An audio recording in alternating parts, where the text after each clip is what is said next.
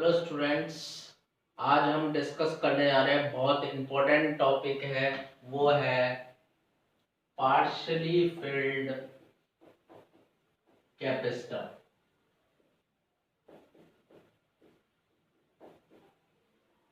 अब इसको आप दो पार्ट में लेंगे। पहला, filled with dielectric slab,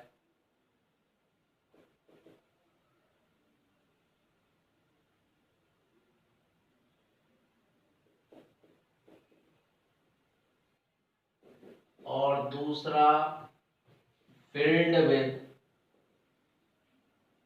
conducting slab.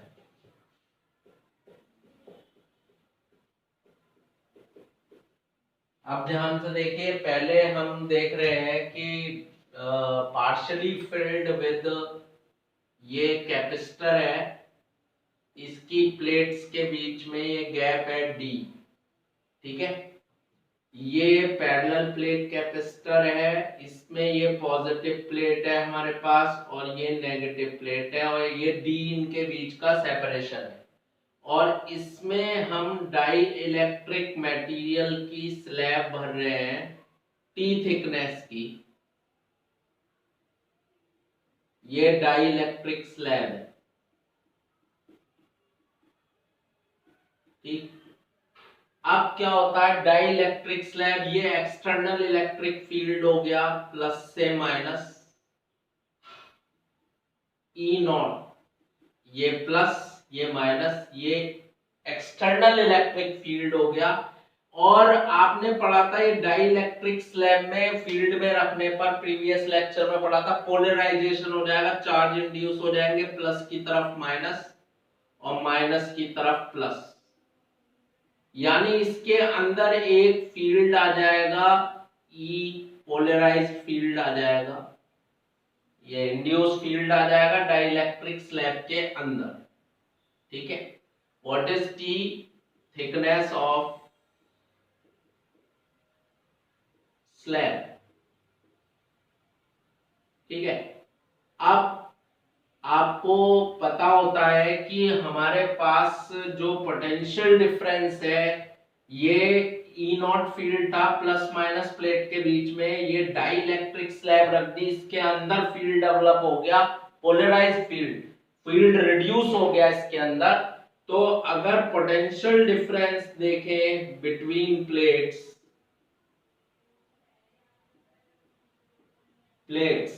तो पोटेंशियल डिफरेंस का फॉर्मूला, पोटेंशियल डिफरेंस दो जगह क्रिएट होगा, एक इस इलेक्ट्रिक फील्ड की वजह से जो खाली जगह में है, और एक इसके अंदर जो डाइइलेक्ट्रिक स्लैब है इसके अंदर, तो V1 प्लस V2। और अगर V का फॉर्मूला याद हो आपको तो E इंटू डी, ये हम पढ़ चुके हैं कि जो V और E में रिलेशन होता है, V is equals to E into जितने जगह में इलेक्ट्रिक फील्ड एग्जिस्ट करता है। तो ये E नॉट फील्ड है, ये कितनी जगह में एग्जिस्ट कर रहा है, ये D स्पेस है, इसमें से T डाइइलेक्ट्रिक से भर दी तो कितनी बची, D माइनस T। ये जो फील्ड है E नॉट, ये D माइनस T स्पेस में, और जो इसके अंदर है डाइइलेक्ट्रिक के फील्ड EP, वो कितना है, ये जो EP है ये कितनी जगह में है, सिर्फ T जगह में। अब फील्ड का E nought D minus T,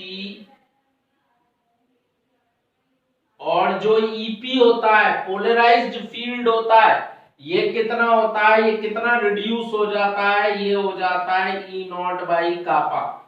पहले लेक्चर में पढ़ा था, ये जो फील्ड होता है पोलराइज, ये कितना रिड्यूस होकर रह जाता है, E नॉट बाई कापा। क्योंकि हम पढ़ चुके हैं, याद दिलाता हूं, कापा इज इक्वल्स टू क्या होता है, E नॉट बाई E। तो E कितना आ गया, E नॉट बाई कापा। अब आपके पास E नॉट कॉमन आ गया, क्या बचा, D minus t plus t upon के, ये आ गया, ये पोटेंशियल डिफरेंस आ गया हमारे पास। तो ये पोटेंशियल डिफरेंस आ गया दोनों प्लेट्स के बीच में, जब एक ये डाई इलेक्ट्रिक स्लैब हमने रख दी है। अब ध्यान से देखिएगा, v के v निकलने के बाद हमारे पास क्या रह गया, बस लास्ट स्टेप E की वैल्यू रख दीजिए।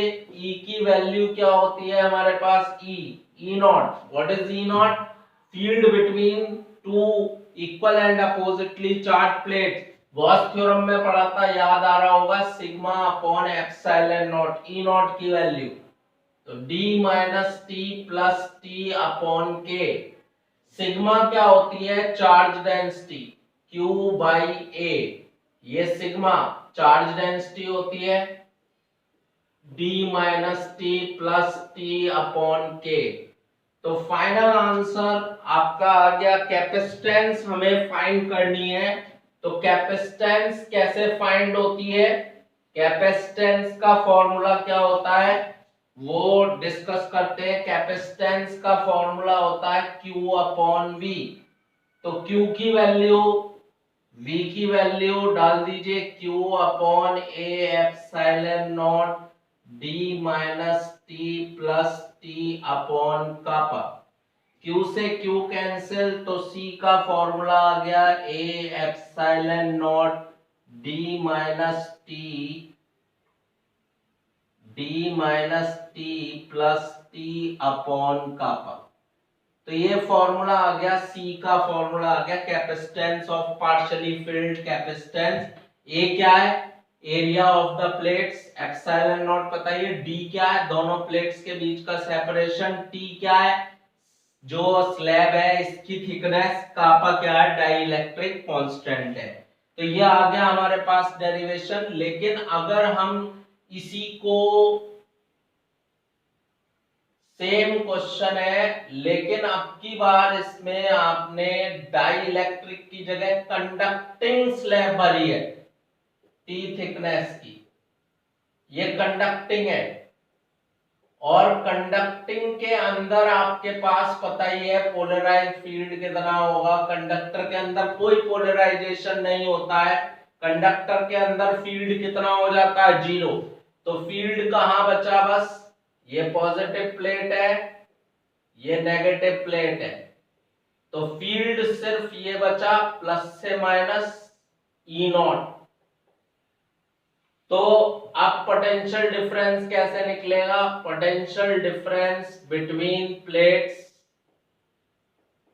Very simple, V is equals to V1 that is E nought, कितनी जगह में E nought, D minus t. अब E नॉट कितना हो गया, E नॉट आपको पता ही है, E नॉट कितना होता है, sigma upon epsilon not. Sigma क्या होता है, charge density Q by A, ठीक है। तो V आ गया आपके पास। C कैसे निकालेंगे, C क्या होता है, Q by V, Q by Q A epsilon naught D minus T.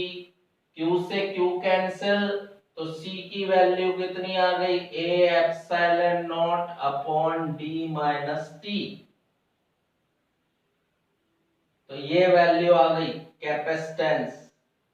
Capacitance of partially field capacitor, अगर हम कैपेसिटर को फुल्ली फिल ना करें, पार्शियली कुछ हद तक इसमें डाइइलेक्ट्रिक स्लैब या कंडक्टिंग स्लैब रख दें, तो यहां से भी देख लें कैपेसिटेंस हमारे पास इंक्रीज हो गई है। डाइइलेक्ट्रिक स्लैब रखने से कैपेसिटेंस इंक्रीज हो गई, या कंडक्टिंग स्लैब रखने पर भी देखिए, अगर आप पूरी तरह से इसको ना भर के एयर कैपेसिटेंस होती तो क्या फॉर्मूला होता है, A epsilon not over D। अगर दोनों प्लेट के बीच में एयर रहती है, कोई स्लैब ना भरते, तो कैपेसिटेंस होती है A epsilon not upon D। अगर इसी फॉर्म में लाना चाहते हैं आप इसे, तो मैं ला के रख देता हूं जिससे समझ में आ जाए आपको। A epsilon naught, D common ले लो यहां से, तो क्या बचा, 1 माइनस टी अपॉन डी। तो ये C A epsilon not upon D क्या बन गया आपके पास, C नॉट बन गया। C नॉट का क्या मतलब है, जब फ्री स्पेस है दोनों प्लेट्स के बीच में, तो अपॉन कितना आ गया, D माइनस टी।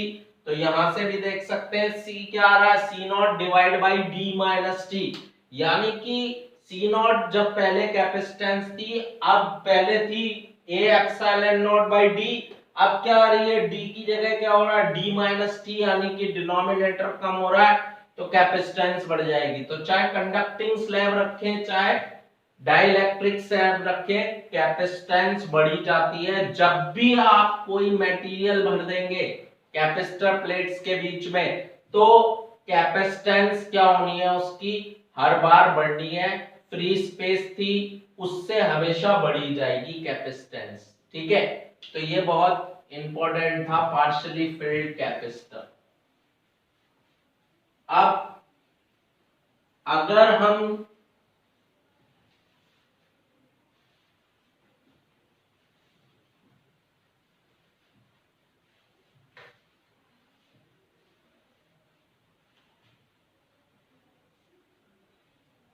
देखें कि जब हमारे पास ये प्लेट्स है, ये प्लस प्लेट है कैपेसिटर की, ये माइनस प्लेट है कैपेसिटर की, ये चार्ज है Q नॉट प्लस का और यहाँ क्या है माइनस का Q नॉट, और ये बैटरी से हम चार्ज कर रहे हैं वोल्टेज V नॉट, ठीक है। तो ये है C is equals to C not A epsilon not over D, ये D सेपरेशन है और यहाँ फ्री स्पेस है, प्लेट्स के बीच में फ्री स्पेस है। तो ये बहुत ध्यान से देखेंगे, वेरी इंपॉर्टेंट। ये कैपेसिटेंस है पैरेलल प्लेट, ये प्लस चार्ज है, माइनस चार्ज है, फ्री स्पेस है, डी सेपरेशन है, वी नॉट वोल्टेज लगा रखा है। तो सी नॉट हो गया, वी आपके पास वी नॉट हो गया, ई नॉट हो गया आपके पास क्यू नॉट हो गया, C naught into V naught, U naught energy half Q square by C या हाफ सी वी स्क्वायर रख सकते हैं, कोई सा भी। ये एनर्जी स्टोर्ड होती है कैपेसिटर में, डिस्कस करेंगे इसको कि ये एनर्जी स्टोर होती है। अभी तो आप मान लीजिए कि ये एनर्जी स्टोर्ड है कैपेसिटर में। और अगर फोर्स की बात करूं प्लेट्स के बीच में, फोर्स होता है QE,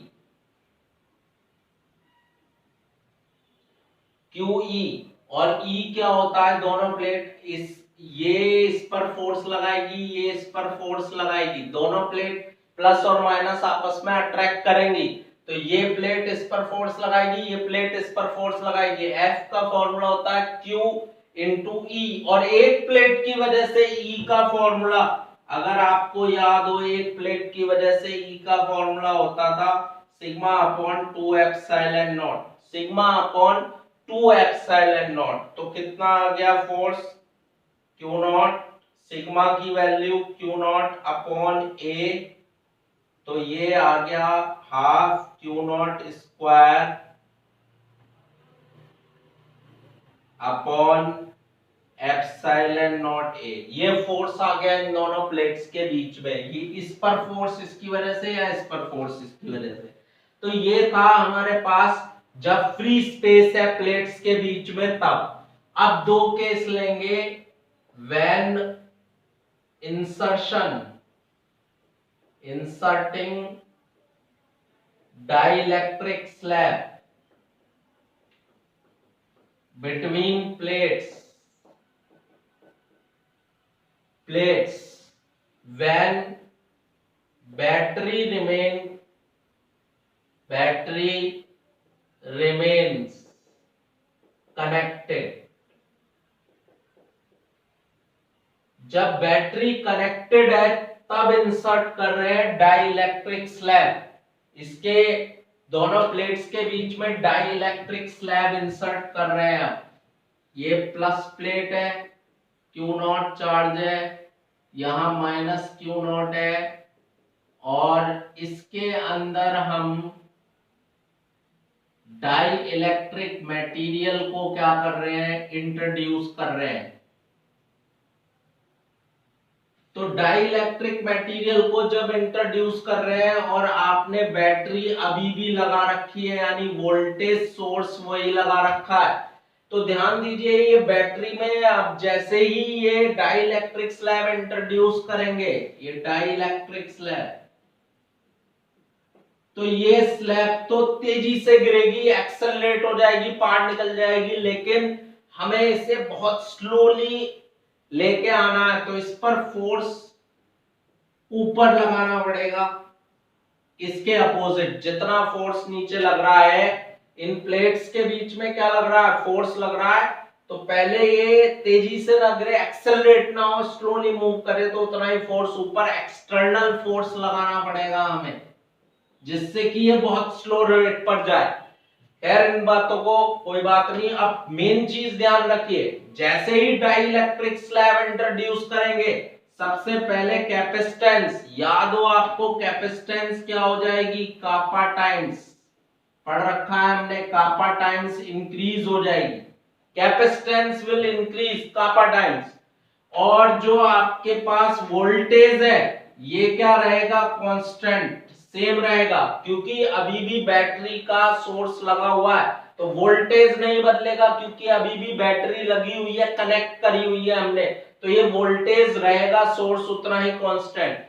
जब वोल्टेज नहीं बदलेगा तो इलेक्ट्रिक फील्ड भी क्या ही रहेगा, सेम रहेगा, क्योंकि गैप दोनों के बीच में अभी भी डी है, प्लेट्स के बीच में वोल्टेज भी उतना ही है, तो इलेक्ट्रिक फील्ड भी चेंज नहीं होगा। फिर बात आई चार्ज की, charge Q is equals to CV, C kappa times बढ़ गया और वोल्टेज उतना ही रहा, तो ये C नॉट V नॉट क्या हो गया, ये पहले का चार्ज हो गया, तो चार्ज बढ़ गया, चार्ज बढ़ गया, बैटरी लगाए रखी और डाइलेक्ट्रिक स्लैब डाल दिया, बैटरी लगाए रखेंगे तो चार्ज बढ़ने लगेगा, यानी इसकी चार्जिंग कैपेसिटी बढ़ जाएगी। Energy U is equals to कितना होता है आपके पास, हाफ CV स्क्वायर, तो C आपके पास कापा टाइम्स बढ़ गया और V क्या रहा, उतना ही रहा, तो ये जो एनर्जी है ये भी कापा टाइम्स पहले से बढ़ गई, इंक्रीज हो गई, यानी कि जब वोल्टेज सोर्स लगा हुआ है तो एनर्जी बढ़ रही है, एनर्जी मतलब हमें मिल रही है, एनर्जी मिल रही है, तो ध्यान रखिएगा ये एनर्जी बढ़ गई है जब हमने क्या करा है, इसको कापा टाइम्स बढ़ गई एनर्जी जब डाइलेक्ट्रिक स्लैब डाला, और वोल्टेज उतना ही है, सोर्स बैटरी का उतना ही है, यही पूछा जाता है बोर्ड में। फोर्स के बारे में डिस्कस नहीं करा जाता, क्या इफेक्ट पड़ेगा, आप निकाल सकते हैं फोर्स के लिए Q नॉट, Q नॉट कितने टाइम्स बढ़ गया है, कापा टाइम्स बढ़ गया है, एप्सिलॉन नॉट उतना ही है, तो फोर्स के बारे में बात करें तो हाफ, ये कापा टाइम्स बढ़ चुका है आपके पास, एप्सिलॉन नॉट A, तो फोर्स भी कापा टाइम्स इंक्रीज करना पड़ेगा आपको, तो ये ध्यान रखिएगा ये चीजें। अब ये Q not into sigma, sigma क्या होता है, Q बाई A होता है ना। अब यहाँ एप्सिलॉन नॉट ना लेके कापा यहाँ भी तो आएगा, ये एप्सिलॉन नॉट है, इसकी जगह आप क्या लिखेंगे, आप कापा टाइम्स एप्सिलॉन नॉट, तो कापा से कापा कट जाएगा, यानी कि फोर्स उतना ही रहेगा, सेम ही रहेगा फोर्स, क्योंकि यहाँ epsilon not permittivity of free space होती है, लेकिन अब क्या आ गया है, मीडियम आ गया, तो कापा टाइम्स आ जाएगा। तो ये था हमारे पास, जब डाइलेक्ट्रिक स्लैब इंसर्ट करें और बैटरी लगी रहने दे तो क्या फर्क पड़ेगा सभी पर। अब अगला देखते हैं, ये भी बहुत इंपॉर्टेंट है, inserting of dielectric slab between plates when battery is remove. अब ध्यान से देखिए, व्हेन बैटरी इज रिमूव, आपने बैटरी रिमूव कर दी है, अब की बार ये बैटरी हटा ली है, तो बैटरी हटा ली है, अब क्या फर्क पड़ेगा इन सारे फैक्टर्स पर, बैटरी हटा लिया आपने और फिर डाइलेक्ट्रिक स्लैब डाला है, तो C तो हमेशा बढ़ेगी, कापा टाइम्स बढ़ेगी। अब वोल्टेज देखो जरा, वोल्टेज पर क्या फर्क पड़ेगा, तो आप जानते हैं वोल्टेज पर क्या फर्क पड़ेगा, ये हम पढ़ चुके हैं, ये डिक्रीज हो जाएगा kappa times, it will become V naught upon kappa, that is decreases by kappa, क्योंकि बैटरी हटा ली है हमने, बैटरी हटा ली है तो वोल्टेज इसका अब डिक्रीज हो जाएगा, कापा टाइम्स डिक्रीज हो जाएगा, ये हम पढ़ चुके हैं। ठीक है, कैसे कर सकते हैं, कई मेथड है इसके देखने के। सबसे पहली बात चार्ज की बात करके दिखाता हूं। चार्ज आपके पास कांस्टेंट बना रहेगा, इस स्थिति में चार्ज क्या रहेगा, कांस्टेंट रहेगा, यानी सेम रहेगा। पहली इंपॉर्टेंट बात ये नोट करनी है, बैटरी अगर हटा देते हैं तो जो चार्ज है इस पर उतना ही बना रहेगा, चार्ज कांस्टेंट ही बना रहेगा। और जब चार्ज कांस्टेंट बना रहेगा तो आप देख सकते हैं जो वोल्टेज है वो वोल्टेज डिक्रीज हो जाएगा, क्योंकि C तो कापा टाइम्स बढ़ गई। अब आपको पता ही है C इज इक्वल्स टू क्या होता है, Q बाई V होता है, नहीं होता, C is equals to Q by V। तो C कितने टाइम्स हो गई, कापा टाइम्स हो गई, तो V कितना आ गया हमारे पास, V आ गया Q by C nought into kappa, Q by C nought, ये Q nought by C nought क्या हो गया आपके पास, V नॉट हो गया, तो V नॉट बाई कापा। इस तरह से V हमेशा कापा टाइम्स डिक्रीज हो जाए। C क्या होता है हमारे पास, C not, Q not upon V not. अब ये C तो कापा टाइम्स बढ़ गया, Q नॉट उतना ही रहा, V कितना रह गया, V तो इस V को देखें तो ये आ गया, ये क्या है हमारे पास, V नॉट है, तो ये कापा टाइम्स डिक्रीज हो गया, तो वोल्टेज डिक्रीज हो गई, तो आपके पास क्या भी डिक्रीज हो जाएगा, इलेक्ट्रिक फील्ड भी डिक्रीज हो जाएगा, क्योंकि इलेक्ट्रिक फील्ड क्या होता है हमारे पास, V अपॉन R उतना ही रहा, V डिक्रीज हो गया कापा टाइम्स, तो इलेक्ट्रिक फील्ड भी डिक्रीज हो गया। चार्ज आपको पहले ही बता दिया था, चार्ज क्या ही रहेगा, Q नॉट, यानी कि सेम रहेगा, कांस्टेंट बना रहेगा। एनर्जी को देखिए, एनर्जी कैसे निकलेगी, एनर्जी का फॉर्मूला क्या होता है आपके पास, U is equals to half Q nought square by C, ये डेरिवेशन पढ़ेंगे, हाफ CV स्क्वायर होता है या half Q square by C, ये डेरिवेशन पढ़ेंगे, अभी आप कर लीजिए। तो ये Q नॉट तो उतना ही रहा हमारे पास, और C क्या हो गया, कापा टाइम्स हो गया, तो ये कितनी हो गई, ये वाला पुराना वाली एनर्जी हो गई, तो U नॉट बाई K, यानी डिक्रीज हो गई, एनर्जी भी डिक्रीज हो गई। जब बैटरी हटा के डाइलेक्ट्रिक डालेंगे तो एनर्जी डिक्रीज हो गई। अब ये एनर्जी डिक्रीज कैसे हुई, एनर्जी मतलब कहां गई, क्योंकि हमने कंजर्वेशन ऑफ एनर्जी पढ़ा, तो जब ये एनर्जी एक्सटर्नल वर्क में खर्च हो जाएगी, ये जो एक्सटर्नल फोर्स लगाया इसको रोकने के लिए डाइलेक्ट्रिक को कांस्टेंट वेलोसिटी से चले, बहुत स्लो चले, उसमें खर्च हो जाएगी। ठीक है, तो ये बहुत इंपॉर्टेंट था हमारे पास, इंसर्शन ऑफ डाइलेक्ट्रिक और डाइलेक्ट्रिक या कंडक्टिंग स्लैब, और फिर बैटरी हटाकर और बैटरी रखकर अगर लगाएं तो क्या फर्क पड़ेगा, वेरी इंपॉर्टेंट।